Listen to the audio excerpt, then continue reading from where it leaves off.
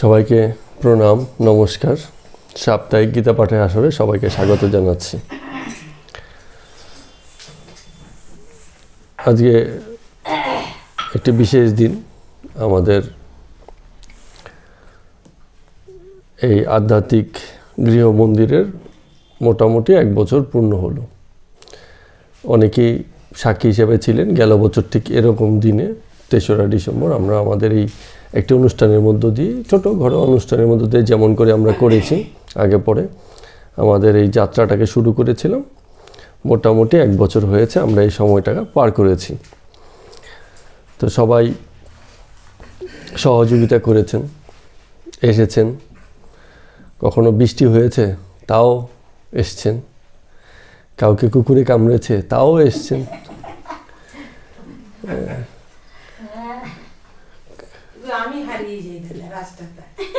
আপনি এটার কারণ আছে, কারণ হচ্ছে আপনি খুব কাছে থাকেন বলে হারিয়ে যান।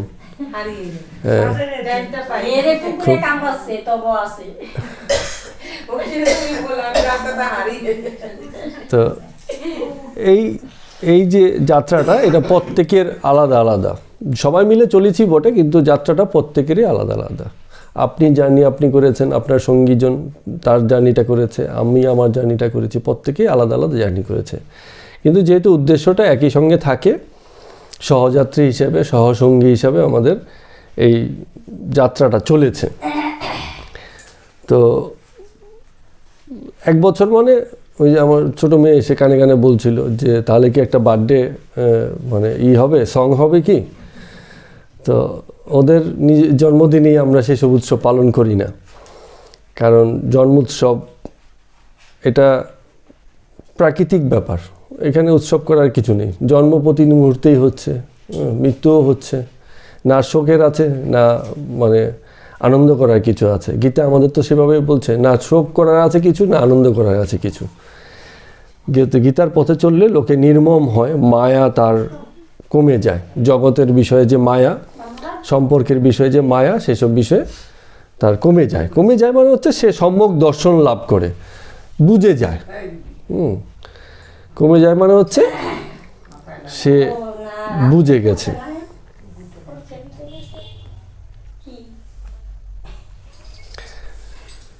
তো যাই হোক, সেসব আলোচনা চলতেই থাকবে। তার সাথে আমাদের যে উদ্দেশ্যটাকে সামনে রেখে শাস্ত্র পাঠ, সেটাই আমরা আগে একটু করে নিই, তারপরে এই বিষয়ে আমরা একটু কথাবার্তা প্রয়োজনে বলে নেব। তো আমরা অভ্যাসযোগ অধ্যায়ে ছিলাম, 6ষ্ঠ অধ্যায়। তার আজকে 33তম শ্লোক থেকে আমাদের পরবর্তীতে পাঠ, 6ষ্ঠ অধ্যায়। 6ষ্ঠ অধ্যায় অভ্যাসযোগের 33তম শ্লোক থেকে আমাদের পাঠ আমরা শুরু করব। তো 33তম শ্লোকে এইখানে এই অংশে শ্রীকৃষ্ণ ভগবান বলছেন না, অর্জুন বলছেন। এই কারণে এই অংশটা হচ্ছে অর্জুন উবাচ, অর্জুন বলছেন। তো অর্জুনের বরাবর অর্জুন যখনই কিছু বলেছেন তখনই কী হচ্ছে, অনেকটা এরকম হয়েছে, মনে হয় যেন এগুলো মহর্ষি ব্যাসদেবেরই প্রসঙ্গ টেনে ধরা, যেন অর্থাৎ সব কিছু বুঝেও যেন আমরা বারবার সেই একই জায়গা থেকে সরতে পারি না, এমন একটা জায়গা তৈরি হয়ে যায়। শ্রীকৃষ্ণ ভগবান এত সুন্দর করে বলছেন, তারপর অর্জুন বলছে যে সবই তো ঠিক আছে, তারপরও মনে হয় যেন কিছুই ঠিক নেই, আমাদের সঙ্গে ঠিক হচ্ছে না। আমাদের প্রত্যেকের একই অবস্থা। অর্জুনের যা অবস্থা, সুন্দরভাবে রচিত হয়েছে তার চরিত্রটাকে, আমাদের চরিত্রের দিকটাকে উল্লেখ করে। আর আমাদের শ্রীকৃষ্ণ ভগবান বরাবর এইসবগুলোকে দেখে শুনে বুঝে অত্যন্ত ধৈর্যের সঙ্গে সেসবের উত্তর দেওয়ার বা সেগুলো সমাধান করার চেষ্টা করেছেন, অত্যন্ত ধৈর্য এবং অত্যন্ত প্রেমের সঙ্গে। যেমন ওই যে কথাটা একটু আগে বলতে গিয়ে থেমে গেছিলাম, যে গীতা পাঠ যখন করে তখন জগৎ বিষয়ে তার মায়া কমে যায়। মায়াটা কীরকম বলুন তো? ওই যে বাড়ির কোণে একটা নারকেল গাছ কিছুদিন আগে আমিও লাগিয়েছি। তার মানে কী হচ্ছে, গাছ বড় হয়ে যাচ্ছে, আপনার বয়স হয়ে যাচ্ছে। একসময় গাছের দিকে তাকিয়ে ভাববেন যে আমি তো থাকবো না, গাছটা তো থেকে যাবে, আমারই তো তৈরি মানে রোপণ করা গাছ। এটা হচ্ছে মায়া। অর্থাৎ যা কিছু আপনি করেছেন তার প্রতি একটা টান বা আসক্তি রয়ে গেছে, যে তখন ভাবতে শুরু করেছেন যে আমার অস্তিত্ব তো নশ্বর, কিন্তু একে তো আমি রেখে যাচ্ছি, এ তো স্বয়ংে দাঁড়িয়ে আছে, এ হয়তো অনাদিকাল থাকবে, আমি হয়তো তখন থাকবো না। তো এইটাই হচ্ছে মায়া, একটা টান, পিছু টান, এবং এটা আপনার মনকে কিন্তু দুর্বল করবে। তো এইটা কি বলছেন? হ্যাঁ হ্যাঁ হ্যাঁ, আসুন, সামনে চলে আসুন।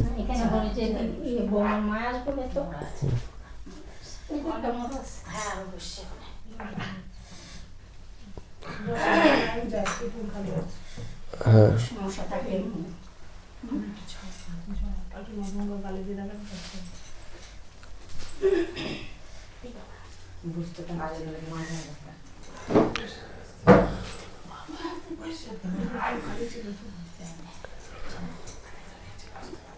তো যা ত্যাগ করলেন এই পথে এসে, এই ভাবনায় এসে, এই আদর্শে দীক্ষিত হয়ে শ্রীকৃষ্ণের শিষ্যত্ব নিয়ে, সেটা কি? সেটা হচ্ছে এই জগৎ বিষয়ে যে বিভিন্ন মায়া, ক্ষণে ক্ষণে বিভিন্ন বিষয়ের কারণে মন খারাপ হচ্ছে, ছোট নাতিটাকে দেখে ভাবছেন একে রেখেও চলে যেতে হবে। এই যে একটু দুর্বল হয়ে গেলেন, একটু ভাবনায় পীড়িত হয়ে গেলেন, হ্যাঁ, এই ভাবনাটাই হচ্ছে মায়া। তো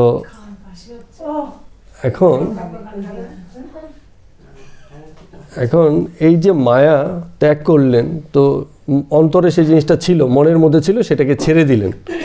তো সেই জায়গাটা তো ফাঁকা হয়ে গেল, যা দিয়ে পূর্ণ ছিল এতদিন, সেই জিনিসটাকে আপনি সরিয়ে দিলেন। গীতা বলছে সেটা সরে যাক, কিন্তু সেই জায়গাটা ফাঁকা থাকবে না। কেন ফাঁকা থাকবে না? কোনো স্থানই তো ফাঁকা নেই।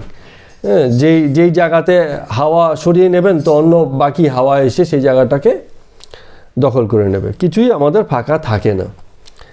তো সেটাকেও পূর্ণ করতে হয়। কি দিয়ে পূর্ণ করতে হয়? সর্বশেষ এসে যেটা বলছেন সেটা হচ্ছে ঈশ্বর প্রেম। তো যখনই জগৎ বিষয় মায়া কাটাতে শুরু করবেন, তো থাকবেন কি নিয়ে? মায়া তো সরে গেল, জগতের কিছু নেই, তো আর ভালো লাগছে না এগুলো, মানে এদেরকে, মানে সেই জগতের বিষয়ে আসক্তি আর এখন মন টানে না। তো যখন টানছে না, তো মন কি নিয়ে থাকবে? মনকে তো আপনি মানে ফাঁকা রাখতে পারবেন না, তাকে কোনো না কোনো খুঁটির সাথে বাঁধতেই হবে। তো তখন তাকে ঈশ্বর প্রেমের সঙ্গে বাঁধবেন। তো যখনই আমাদের এই মমত্ব, আমি বোধ থেকে যেসব জিনিসগুলো আসে, যে আমার লাগানো গাছ, আমারই নাতি নাতনি, আমারই ভরা সংসার, এই যে আমার বোধ থেকে যেটা আসছে এই মমত্বটা যখন ত্যাগ হবে, ত্যাগ এমনিতে হবে না, এই দুটো জিনিস সিমিলটেনিয়াস হয়, একই সঙ্গে হয়। একই সঙ্গে ত্যাগ, একই সঙ্গে গ্রহণ, দুটো হয়। সব ত্যাগ করে দেব, তারপরে ভাবব গ্রহণ করব, তা হবে না। আবার পুরোটা আগে গ্রহণ করি তারপর ত্যাগ করব, তাও হবে না। একই সঙ্গে কিছু জায়গা ফাঁকা হবে, কিছু জায়গা ভরে যাবে। এই জগতের নিয়মই তাই।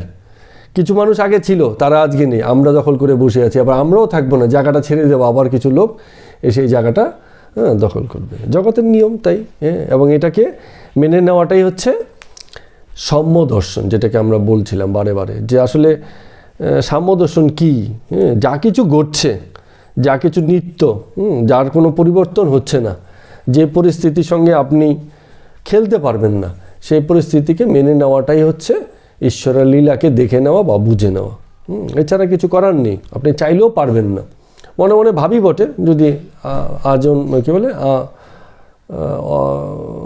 মানে বহুকাল বেঁচে থাকতে পারতাম, বা একই রকম সুখভোগের ভিতর দিয়ে যেতে পারতাম, তা তো হয় না।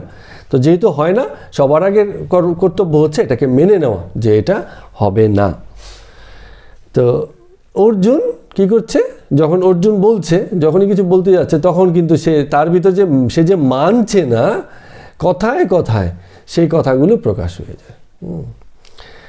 যেমন দেখবেন যেসব ছাত্র পড়া একটু ফাঁকি দিতে চায়, মাস্টারমশাইয়ের মুখোমুখি হতে চায় না, একদম পিছনের বেঞ্চে কোনা খামচিতে একটা বড় চেহারা ছাত্রের পিছনে গিয়ে বসে, যাতে ওকে দেখতে না পায়। হরিণ কি করে? ঝোপঝাড়ের ভিতরে মাথা ঢুকিয়ে দেয়, যে আমি তো কাউকে দেখতে পাচ্ছি না, তাহলে বাঘও নিশ্চয়ই আমাকে দেখতে পাচ্ছে না। তো এই যে স্থিতি, এই স্থিতি আমাদেরও আছে। যেমন আমরা আমাদের গুরু মহারাজনের সময় বলতেন, যে মহারাজ যে এসেছিলেন, যে প্রশ্নই বলে দেয় যে প্রশ্নকর্তার অবস্থা কেমন আছে। অর্থাৎ আমরা যে প্রশ্নটা করছি, জীবনে প্রথম কথা হচ্ছে জীবনে প্রশ্ন আছে কি না, কিছু জানতে চাই কি না। জানতে চাইলেই তো প্রশ্ন, জানতে না চাইলে তো নেই। হ্যাঁ, অর্থাৎ আমাদের এই জীবনযাত্রা চলছে, যা কিছু দেখছি, হ্যাঁ, কিন্তু এই ব্যাপারে আর গভীর কিছু জানতে চাই না, এরকম একটা ব্যাপার, জানার আগ্রহ নেই। তো আপনার ডেডিকেশনটাই বলে দিচ্ছে, আপনার প্রশ্নের স্থিতি বলে দিচ্ছে যে আপনার আন্ডারস্ট্যান্ডিং কোন জায়গায় এসে দাঁড়িয়ে আছে। এগুলো অন্য কেউ বলে দেওয়ার বিষয় না। হ্যাঁ, যেমন অনেক সময় হয় না, আমাদের মেয়েরা অনেক সময় বলে যে তুমিই বলে দাও আমি কি করব, তাহলে কিন্তু আর হলো না। এটা কি হচ্ছে, তাকেই ঠিক করতে হবে যে সে কি করবে। আমরা ক্ষণে ক্ষণে যারা পিতামাতা হই বা আরও বয়োজ্যেষ্ঠ শ্রদ্ধেয়, তারা কী করি, তাদের অভিজ্ঞতা থেকে অনেক সময় তাদের দিক নির্দেশ করার চেষ্টা করি, কিন্তু সেই চেষ্টাটা যেদিন অকেজো হয়ে যাবে এবং সেই ব্যক্তি নিজেই তার সিদ্ধান্তটা নিতে পারবে, বুঝতে হবে সেদিনই সেই চেষ্টাটা সার্থক হয়েছে। তার আগ পর্যন্ত কেবলই যদি শেখানো লাগে, তাহলে কিন্তু সেই চেষ্টাটা সার্থক হবে না। তো এই অর্জুনকে শ্রীকৃষ্ণ ভগবান যতই বলছেন কি হবে, বললে কি হবে, লাভ হচ্ছে না, কিন্তু সেই একই জায়গাতেই বলছেন। এই শ্লোকটাকে আমরা সংস্কৃত অংশটার আমি শুধু একবার পড়ছি বটে, কিন্তু ওটার ডিটেলসে ব্যাখ্যায় যাব না, দরকার নেই। অর্জুন উপাসে কি বলছেন, উনি বলছেন যোগয়ম যোগস্তয়া পোক্ত সাম্যেন মধুসূদন। মধুসূদন কে জানেন তো? শ্রীকৃষ্ণ ভগবানের আরেকটা নাম হচ্ছে মধুসূদন। তো বলছে যে এই যে যা কিছু তুমি যোগ হিসেবে বললে, এই যে তুমি যোগ নিয়ে তো অনেক কথা বললে, শ্রীকৃষ্ণ ভগবান বলছেন যা বর্ণনা করলে বা ব্যাখ্যা করলে সমত্ব রূপে, সমত্ব মানে হচ্ছে ওই যোগের ভিত্তি কি, সেটা হচ্ছে সমত্ব দর্শন, তার উপরে ভিত্তি করে যা কিছু বললে, তো এত সাহম ন পশ্যামি চঞ্চলাৎ স্থিতি স্থিরম। হ্যাঁ, বললে ঠিক আছে, কিন্তু আমার তো মনে হচ্ছে কোনো কিছুই আর ঠিকঠাক মতো দাঁড়াচ্ছে না। যেমন অনেক সময় হয়, আমাদের একটা অভ্যেস হয়ে গেছে, কিছু একটা শুনতে না চাইলে আচ্ছা ছেড়ে দাও, ঠিক আছে ছাড়ো না, আর এটা নিয়ে আর এত ইয়ের দরকার কি, হ্যাঁ, এত কসলির দরকার নেই, বলে না, এরাও অনেক সময় বলে।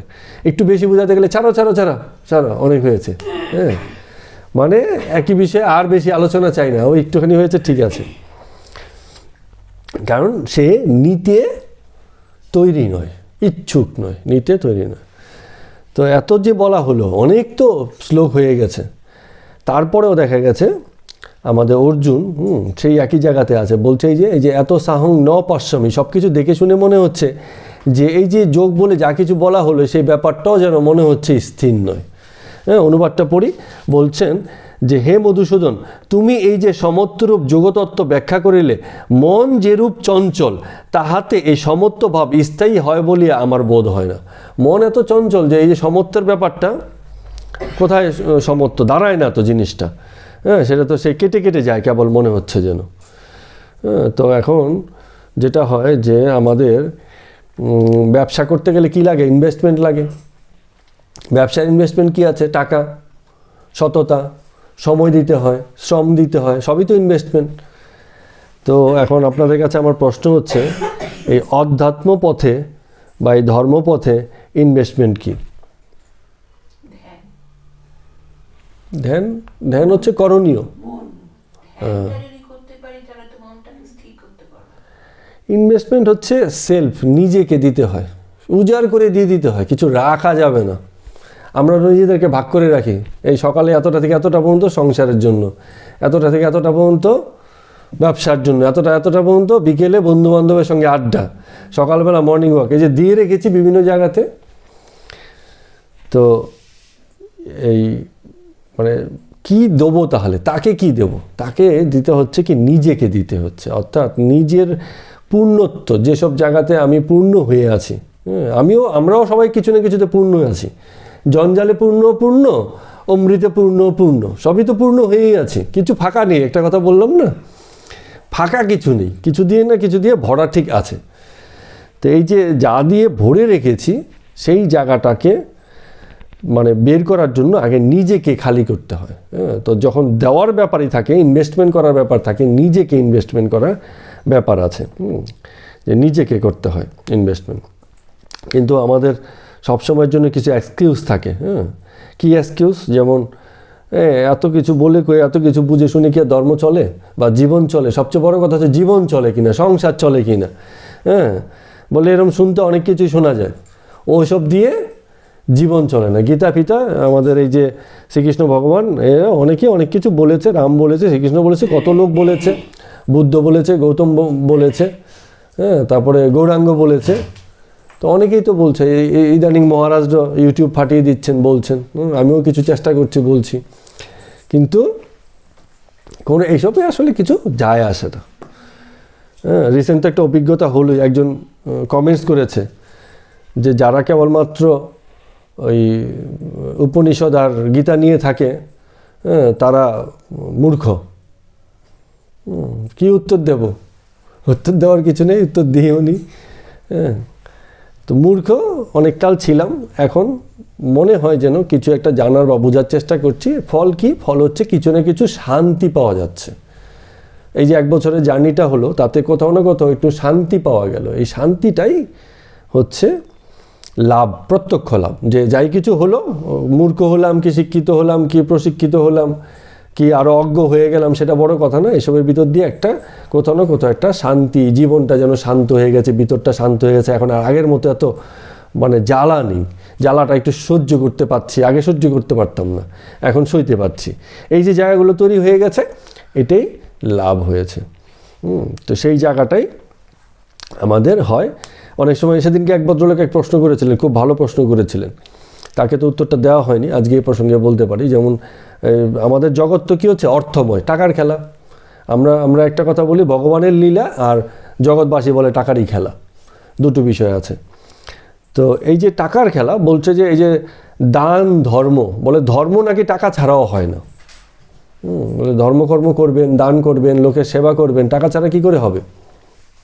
হবে না তো। তাহলে তার জন্য টাকা চাই। তো ভদ্রলোক বলেছিলেন, আমি সেই সময় আর উত্তরটা দিতে পারিনি। তো আপনাদেরও কি তাই মনে হয়? কেবল টাকাই কি সকল রকম সেবার সুযোগ করে দেয়? এছাড়া কি সম্ভব নয়? সবচেয়ে বড় কথা কি, ওই যে বললাম না যে সেবা করতে গেলে যে জিনিসটা লাগে, এই যে গত দিনকে আমরা যোগীর কথা বলেছিলাম। যোগী কি করে? কেউ একজন পীড়িত আছে, অসুস্থ আছে, কষ্টে আছে, তার দুঃখে, তার কষ্টে তার 2 ফোঁটা জল চোখ দিয়ে গড়ায়, কিন্তু ভেতর কিন্তু কাঁদে না। যে কথাটা গতকালকে বলেছিলাম, গত আলোচনায় বলেছিলাম, যে যোগী সন্ন্যাসী সে আপনার দুঃখে ব্যথিত হবে, চেষ্টা করবে আপনার দুঃখটা দূর করার জন্য, কিন্তু তার অন্তর কিন্তু ব্যথিত হবে না। যদি তার অন্তর ব্যথিত হয়, তার জগত্বই পূর্ণ হয়নি, তার সন্ন্যাসত্বই পূর্ণতা পায়নি। কারণ সন্ন্যাসত্বই হচ্ছে ত্যাগ, সেই সুখ দুঃখের পারে গিয়ে দাঁড়িয়ে তবে সন্ন্যাস। সেসব নিয়ে সন্ন্যাস নয়, সেসবের মধ্যে থাকতে পারে। ওই যে পদ্মপাতার জল বারবার বলছিল যে জলেই আছে, কিন্তু জল দ্বারা আনটাস্ট, জল কিন্তু তাকে স্পর্শ করতে পারছে না। তো অর্থ একটা ব্যবহারিক মাধ্যম বটে, অর্থ দিয়ে অর্থ ব্যবহার করে একটা উপযোগিতা তৈরি করা যায়, যেটা দিয়ে কারো কারো দুর্দশা দূর করা যাবে। কিন্তু যার অর্থ নেই আর যার অর্থ আছে, এই দুজনের মধ্যে তখনই তার দ্বারা সেবাকর্ম হবে যখন সে জানবে যে অর্থ থাকা এবং না থাকা দুই তার জন্য সমান, অর্থাৎ দুটো অবস্থাতেই তার পক্ষে সেবা করা সম্ভব।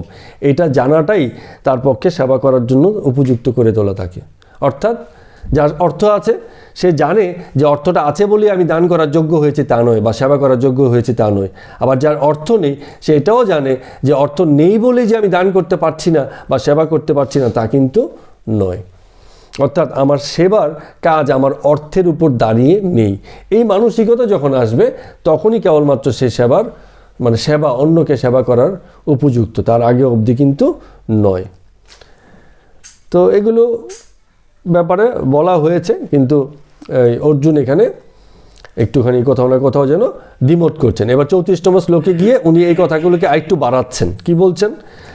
চঞ্চলম হি মন যেহেতু খুবই চঞ্চল, কৃষ্ণ প্রমাথি বলবদ্ধিরম। অর্থাৎ অর্জুন বলছে যে কৃষ্ণ মন যেহেতু খুব চঞ্চল, এইটা বল দ্বারা দুর্দমনীয় হয় না, বা করতে গেলে বিক্ষোভ করে। এই যে প্রমাতি কথাটা অর্থ হচ্ছে বিক্ষোভ করা, আর বলপূর্বক তাকে দমন করতে গেলে সে বিক্ষোভ করে। মনের ক্ষেত্রে বলছে যে মন এমন একটা জিনিস, তাকে যদি আমি চাপাচাপি করে চাপিয়ে রাখতে চাই, সে কিন্তু আরও বেশি মানে রুখে যাবে। ওই যে বলেছিল খুব ভালো, যে যত বেশি ভুলতে চাওয়া তত বেশি মনে পড়ে যাওয়া। আপনি যখনই কিছু ভুলতে চাইবেন, দেখবেন ওইটা নিয়েই আপনার মানে কেউ একজন রাস্তায় চলতে গিয়ে অপমান করে দিয়েছেন, আপনি ভাবছেন রাস্তার বিষয় রাস্তায় শেষ করে যাই, কিন্তু আপনার মনে একটু কোথাও না কোথাও একটু খোঁচা লাগছে।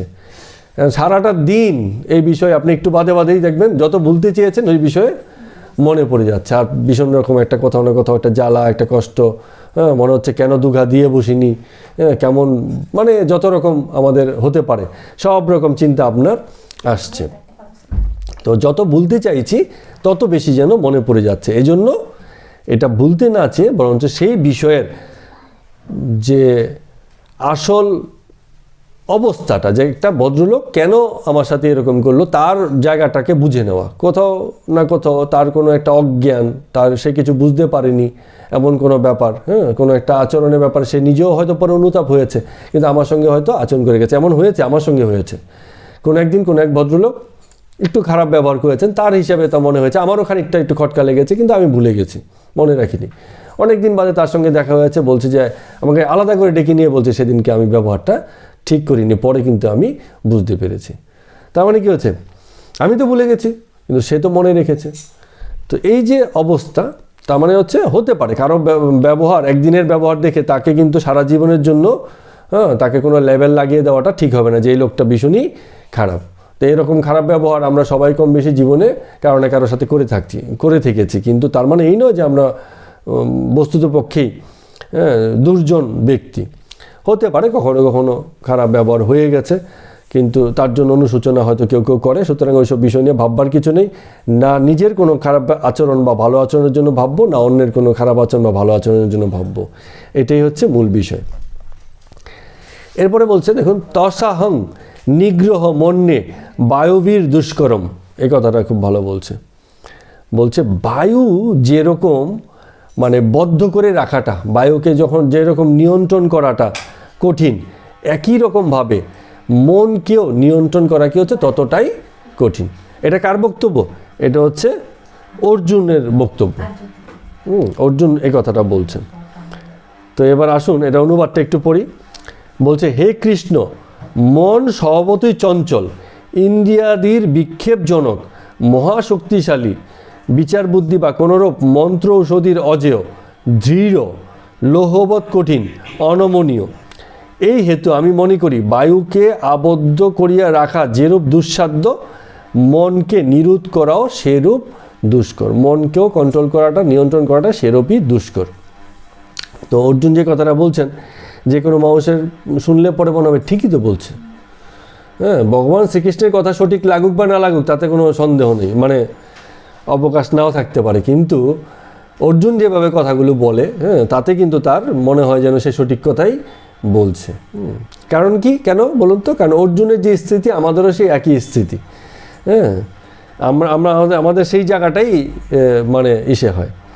অনেককাল আগের ঘটনা মনে পড়ে যাচ্ছে আর কি, জীবনের সঙ্গে মিলিয়ে দেখছি। তো কোনো একটা ঘটনায় আমার পরিচিত একজনের উপস্থিতিতে একটা জায়গাতে চুরি হয়েছে, অল্প কিছু টাকা, 4-5 হাজার টাকা, হিসাব মিলানো যায়নি। তো আমি বললাম যে ঠিক আছে, হিসাব মিলেনি, কোনো ব্যাপার নেই, যা কিছু হয়েছে। আমি ছিলাম না, যে ছিল তাকে বললাম যে তা তুমি অর্ধেক দাও, আমি অর্ধেক দিই, হয়ে গেল, একটা হিসাব তো মিলাতে হবে। তো সে অর্ধেক দিল, আমি অর্ধেক দিলাম, হিসাবটা মিলিয়ে কমপ্লিট করে দিলাম, ব্যাপারটা শেষ হয়ে গেছে। তো পরবর্তীতে যেখানটা এখানে হয়েছে, ওখানে যে বড় দাদা ছিলেন উনি আমাকে ডাকলেন, বললেন না এটা হয়নি, সিস্টেমটা হয়নি, তুমি ছিলে না, তুমি কেন অর্ধেক দিয়ে যাবে? তুমি এটা ওকে বলো যে পুরোটাই ওকেই দিতে হবে। তো একটা খুব সুন্দর মীমাংসা হয়েছে, তাতে আমিও হ্যাপি হয়ে গেছিলাম। উনি আমাকে এত কান ভারী করলেন, পরে কী করলাম, আমি পরে ওনাকে গিয়ে বললাম না এই ব্যাপারটা তো হবে না, আমি অর্ধেক দেবো না, তুমি যেহেতু ছিলে দায়িত্বে তুমি পুরোটাই দেবে। তো তো সেই দিনের মতো সেই ব্যাপারটা মিটে গেছে। তো তার কিছুদিন বাদে আমার মনে হয়েছে যে আমি অন্তত প্রথম দিকে যে সিদ্ধান্ত নিয়েছিলাম অত্যন্ত সঠিক সিদ্ধান্ত নিয়েছিলাম, যে দুজনেই দায়িত্ব ছিলাম, হতে পারে আমি না থাকি, আমি হয়তো ছিলাম, এরকম একটা হিসাব মিলেনি, তখন তারও হয়তো উচিত ছিল দুজনের দায়িত্ব দুজনেই সমানভাবে ভাগ করে নেওয়া। আমার প্রথম সিদ্ধান্তটাই সঠিক ছিল, কিন্তু পরবর্তীতে ওই যে একজন যে আছে, তো জগতের যারা প্রতিষ্ঠিত থাকে, সে বলতে তুমি ছিলে না, তুমি দিতে যাবে কেন, একদম পরিষ্কার হিসাব, যুক্তির কথা। রান্না করেছে কে, সুতরাং ওই আমাদের সিরিয়ালগুলোতে দেখে না যে রান্না করে পিছনে আবার একজন গিয়ে নুন মিশিয়ে আসে, লঙ্কা মিশিয়ে আসে, পরে গিয়ে তার মানে হয়ে যায়। তো ব্যাপারগুলো ওটা যেন এরকম। তো জীবন যেন এমন না হয়, সঠিক সিদ্ধান্ত নেওয়ার ক্ষেত্রে অনেক সময় হয়তো মনে হতে পারে স্যাক্রিফাইস, কিন্তু স্যাক্রিফাইস নেই, এটা এক প্রকারের দায়িত্ব গ্রহণ করা। এমন দায়িত্ব নিলে পরে জীবন কিন্তু আরও সুন্দর হয়। তো অর্জুনের কথায় এই দায়িত্বের জায়গাটা নেই। যুদ্ধের ক্ষেত্রে বলছিল যে এত যুদ্ধে এত লোকজন যে মারা যাবে, তাদের বাড়িতে যে সন্তান আছে, স্ত্রী পুত্র আছে, তাদের কি অবস্থা হবে। খুব যুক্তির কথা। এই যে চিন্তাটা করছে অর্জুন, এটা খুব ভালো কথা চিন্তা করেছে, কিন্তু শ্রীকৃষ্ণ ভগবান এই কথা বলছেন না। বলছে স্বধর্ম তাই, যারা ওই যে আমাদের এখানে দেশে বর্ডারে যারা যুদ্ধ করে, ভারতের হয়ে লড়ছে যারা, অনেকের তো জীবনও চলে যাচ্ছে। তো আমরা যদি চিন্তা করি তাদের স্ত্রী পুত্রদের কী হবে, তাহলে তো বর্ডারে আর কেউ থাকতে পারবে না। ওটাই ধর্ম, যে ওই ধর্মকে মেনে নিয়েছে সে ওখানে যাবে। তুমি মানোনি, তুমি ঘরে থাকো, তোমার এই প্রশ্ন করার যোগ্যতা নেই যে তুমি সেখানে কি হবে। যখন কেউ যুদ্ধক্ষেত্রে চলে যাবে তখন তার ধর্ম হয়ে যাবে যুদ্ধ করা, সেক্ষেত্রে আর পিছু পা হলে চলবে না।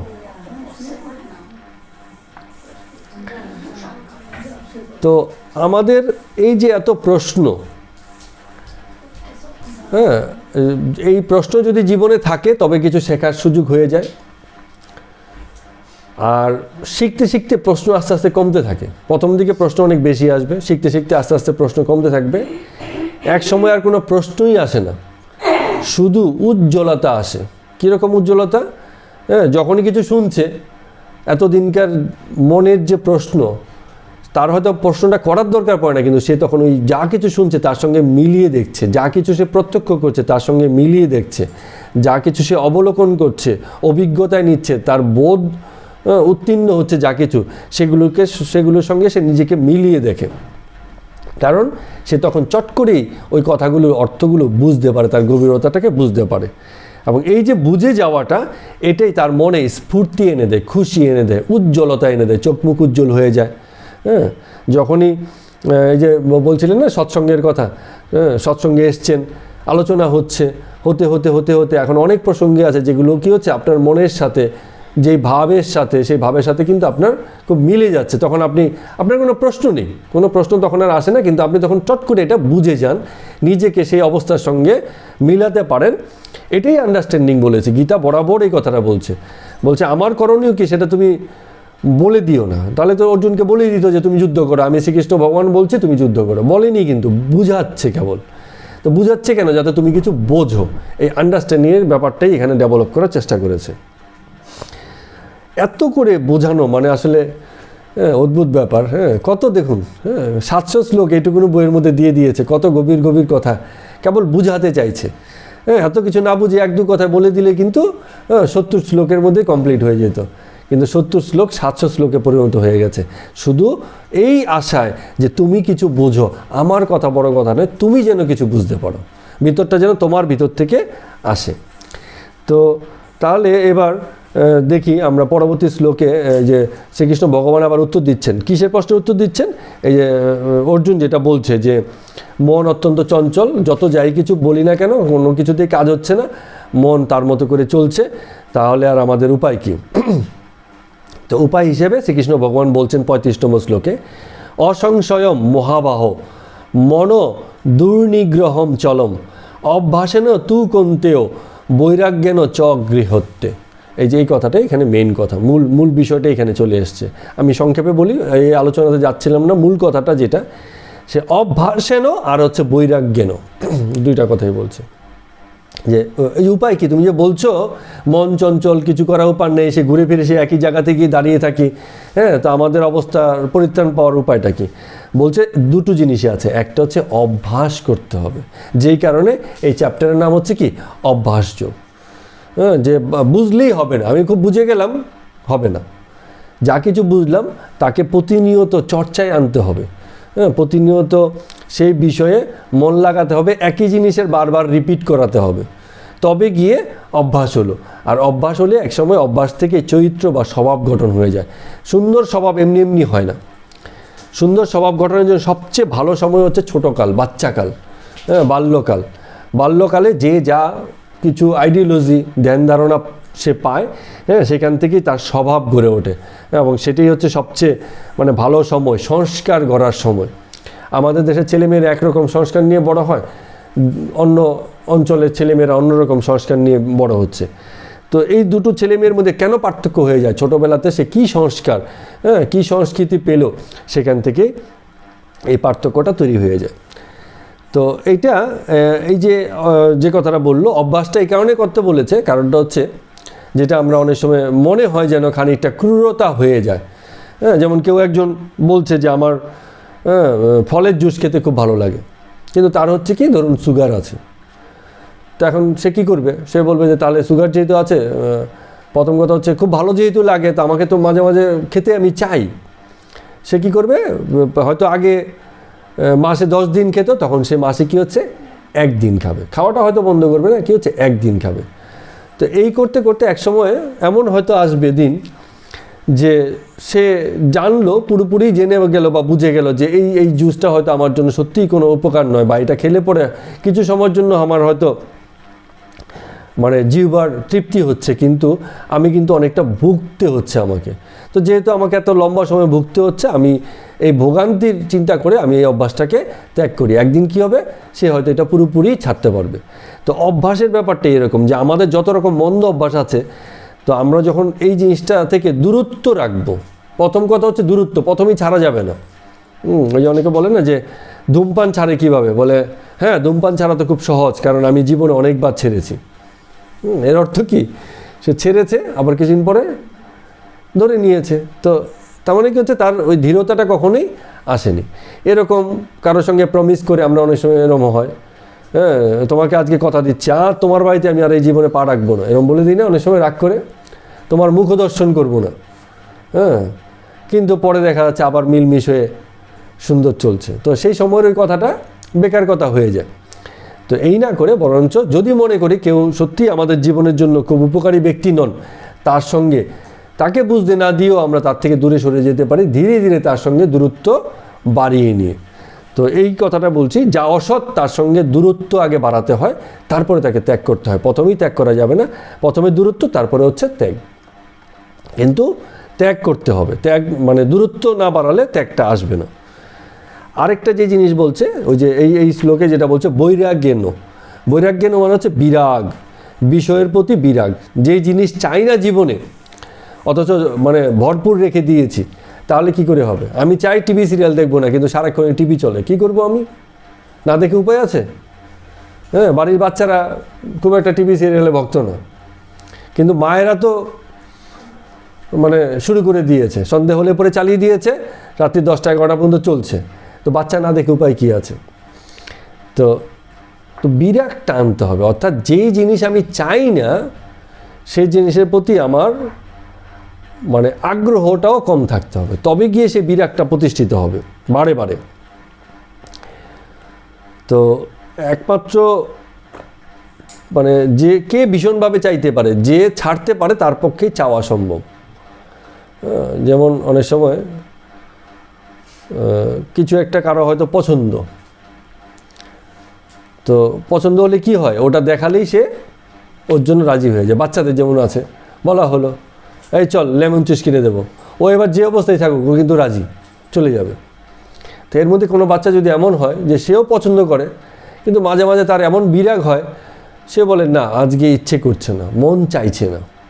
আপনাদের আমাদেরও কিন্তু অনেক সময় হয়, দেখবেন কোনো একটা জিনিস ভালোও লাগে, একটা সিরিয়াল আপনি নিয়মিত দেখেন, পরের দিন কী হবে, পরের দিন কী হবে, এরকম একটা আগ্রহের জায়গাও আছে। কিন্তু 2-1 দিন এমনও হয় আপনার ও ভালো লাগছে না, পরে দেখে নেবো ওখানে, না দেখলে না দেখলাম, অত নেই। মাঝে মাঝে কিন্তু এরকম হয়ে যায়। তার মানে কি হচ্ছে, মনে সেই দিনকে ওই বিষয়ের প্রতি আপনার আর আগ্রহ নেই। এই জীবনের এই বিরাগটাকে রাখতে হয় সকল বিষয়ের প্রতি। যেটা আপনার ভীষণ ভালো লাগে তার বিষয়েও মাঝে মাঝে এমন হবে যে অফার আসলে আপনাকে রিজেক্ট করার ক্ষমতা রাখতে হবে। হ্যাঁ, ঘুরতে ভালোবাসেন কিন্তু দু একবার বললেন না এবছর 2বার হয়ে গেছে আর যাব না। কিন্তু কেউ আছে ঘুরতে ভালোবাসে, ও তার হয়তো ইম্পর্টেন্ট কাজ আছে, কোথাও যাচ্ছে সে, চল আজকে রাত্রে দীঘা হয়ে যাক, ওর কোনো প্রস্তুতি নেই, বলে কি করব, টাকা নেই, পয়সা নেই, জামা নেই, কাপড় নেই, চল এত কিছু ভাববার কি আছে, ও রাজি, চলে গেল।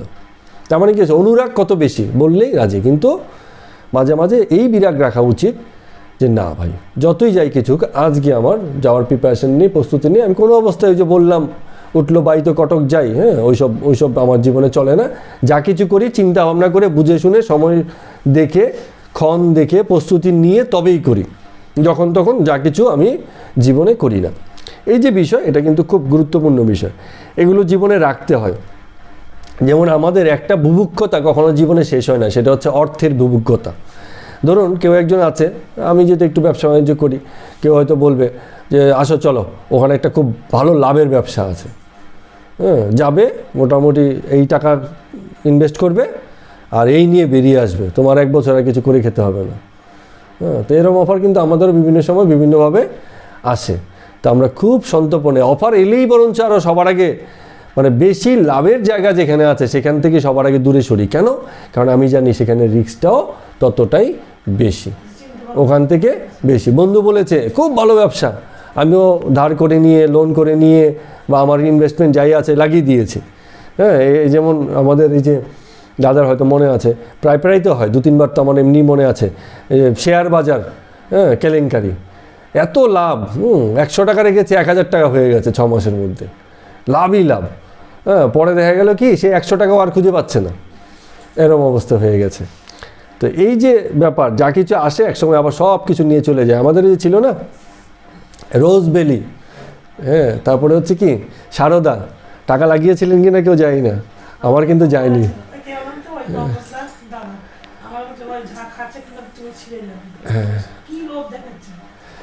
তো অনেকে লোভ দেখেছে, লোভে লাভও পেয়েছে, আবার এই লোভে যখন মানে নিজের লাভও সেখানে দিয়ে দিয়েছে, পরে দেখেছে সবই চলে গেছে, কিছু আর এখানে ফেরত আসেনি।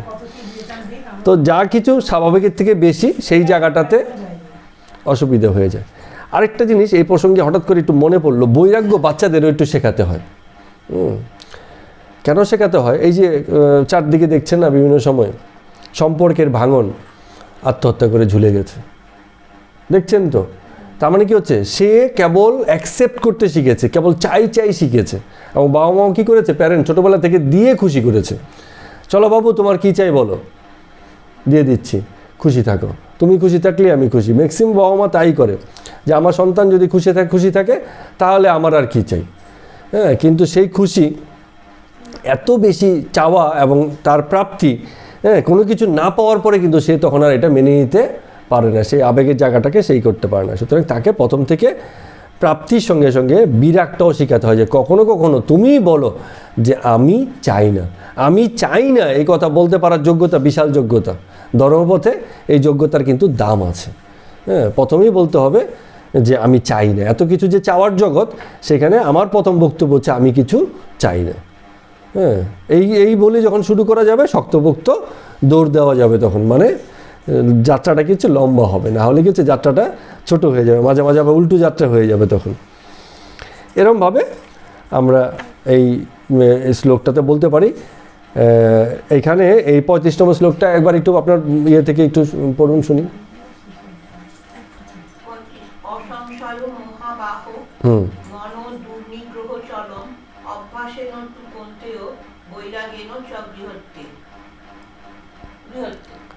হ্যাঁ, এটা হচ্ছে আপনার অনুবাদটা বলুন, ভাবানুবাদটা। আচ্ছা, বাংলা মানেটা নেই, আচ্ছা ঠিক আছে, অসুবিধা নেই। আমি একবার বলেছি, তাও আরেকবার বলে নিচ্ছি। শ্রী ভগবান বলিলেন, মানে এটা সমাধান দিচ্ছেন। অর্জুন তো প্রশ্ন করেছে 2 বার যে যাই কিছু বলছেন সবই তো বুঝলাম, হ্যাঁ, কিন্তু মন তো মানছে না, এরকম একটা ব্যাপার। তাহলে উপায় কি? মন যখন মানছে চলুন মনের সঙ্গেই যাই। তখন শ্রীকৃষ্ণ ভগবান বলছেন না না না, মন মানানোর রাস্তা আছে। কি রাস্তা আছে? 1 নম্বর হচ্ছে অভ্যাস যোগ। অভ্যাসের দ্বারা মনকে ধীরে ধীরে বশীভূত করা যাবে। আর দ্বিতীয় একটা যেটা বলছে যে বিরাগের দ্বারা, মনে যদি বৈরাগ্য থাকে এমনিতেই বিষয়গুলো আস্তে আস্তে বশীভূত হবে। তো এই কথাটাই বলছে যে উহাকে নিরোধ করা দুষ্কর, তাহাতে সংশয় নাই। শ্রীকৃষ্ণ ভগবানও বলছেন যে আমি জানি ওটা নিরোধ করা দুষ্কর, তাতে সংশয় নাই, কিন্তু হে কুন্তিপুত্র, অভ্যাস ও বৈরাগ্যের দ্বারা উহাকে বশীভূত করা যায়। এবং এর থেকে সুন্দর কথা আর কি হবে? যা কিছু হয়েছে আমাদের জীবনও, যা কিছু হয়েছে এই অভ্যাস আর বিরাগ হয়েছে বলেই একটুখানি মানে আমাদের যাত্রা হয়েছে, না হলে কিন্তু খুবই মুশকিল হতো, আমাদের যাত্রা হয়তো চলতোই না। তো যাই হোক, আমাদের বৎসপূর্তির দিনে আমরা এই পর্যন্ত গীতা পাঠ পড়ে আজকের দিনের মতো গীতা পাঠ এখানে শেষ করছি। সবাইকে প্রণাম এবং নমস্কার।